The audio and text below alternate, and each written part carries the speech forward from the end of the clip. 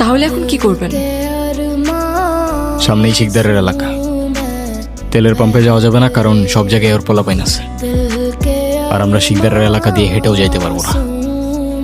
তো একটাই রাস্তা আছে, কি? সামনেই একটা বালুর মাঠ আছে, আর বালুর মাঠটা পার হইলেই ওইখানে আমার একটা চাচার বাড়ি আছে।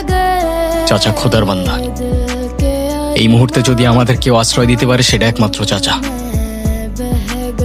চলো, এখানে বেশিক্ষণ থাকা ঠিক হবে না। কোনটা আপন কোনটা পর